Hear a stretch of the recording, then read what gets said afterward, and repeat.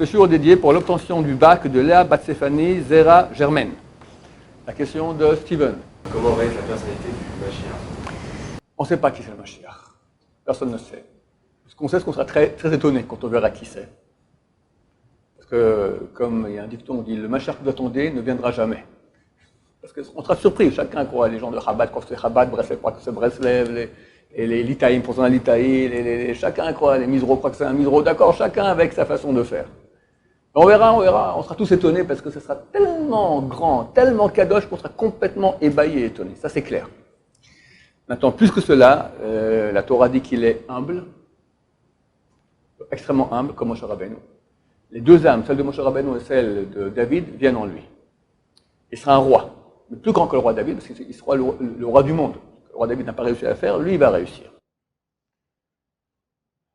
C'est marqué que l'Esprit de Dieu plaît sur la surface des eaux, à la création. C'est le nom du Mashiach. Donc c'est une âme de qualité extraordinaire. Donc qui sommes-nous pour pouvoir savoir qui il est, comment il sera? Mais il sera un très grand tzaddik, il doit savoir toute la Torah. Alors Ben Samma Abba Shaul m'a dit, il doit connaître toute la Torah, évidemment. Et je lui demande, alors Ben Samma Abba Shaul, dites-moi, qui pourrait être proche de lui? J'aurais espéré qu'il me dise quelqu'un comme toi, d'accord? Je voulais qu'il me dise un truc, mais il ne me l'a pas dit. Il m'a dit les vrais tzaddikim. Les vrais tzaddikim. À nous d'être vrais tzaddik, messieurs. C'est beaucoup de travail d'être un vrai tzaddik. Voilà.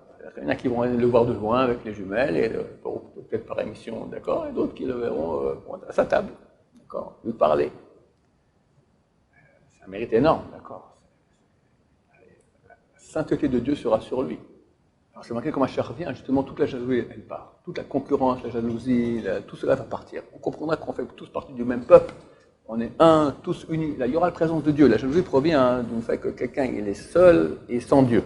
Alors pourquoi lui et pas moi? Mais si Hachem, on est tous, c'est comme jamais le pouce sera jaloux du petit doigt ou de l'index, d'accord? Chacun il a son rôle sur terre. Vous me direz, alors il doit y avoir une grande table. Il y a beaucoup de grandes tzadikim ici sur terre. Il y a un chidouche du Or Haim HaKadosh sur la parasha de Korach qu'on a lu et ceux de l'étranger vont le lire ce Shabbat prochain. Hein. Terrible. Terrible de terrible. Terrible. On voit Moshe Rabbeinu qui prie Hachem lorsqu'il est 250 Raché Sanedraot, tête du Sanhedrin, qui accompagne Korach, chacun avec sa martha, avec son encensoir. D'accord? Il vient amener maintenant de l'encens à Hachem, et on sait qu'un va survivre, c'est celui que Dieu a choisi pour être le Kohen Gadol. Donc ils prennent un risque énorme, mais ils sont d'accord, les Shem Shamaim. Moshe Rabbeinu prie à Dieu, ne reçoit pas leur sacrifice. J'ai utilisé l'âne de personne, je n'ai pas fait du mal à qui que ce soit parmi eux, ne reçoit pas leur sacrifice. Alors, je pose la question pourquoi, je ne comprends pas. Ok, ce sont des Rechaim, ce sont des mécréants. Mais Hachem veut que le mécréant fasse chouva. Hachem veut aider le mécréant, il ne veut pas la mort du mécréant. En début, le Or Haim HaKadosh, c'était des juifs qui faisaient partie des forces du mal de façon totale. La clipa, il n'y a rien de bien chez eux, c'est du 100% mauvais. Du 100% mauvais, que Moshe Rabbeinu prie, ne les sauve pas, qu'il n'y ait pas un, deux qui survivent, rien d'eux, Hachem accepte. Comment Moshe Rabbeinu fait une chose pareille? C'est des juifs. Ils ont au moins une petite étincelle de bien. Réponse de Or Haim HaKadosh. Or Haim HaKadosh, c'est lui-même devait être Mashiach, d'accord, c'est un très très grand homme. Il dit, c'est la preuve que ces 250 étaient zéro, complètement dans le mal, complètement dans la clipa, comme ça il dit. Je pose une question, de qui il s'agit? C'est pas le voyou du quartier, c'est pas la mafia. La tête, les dirigeants du Sanhedrin.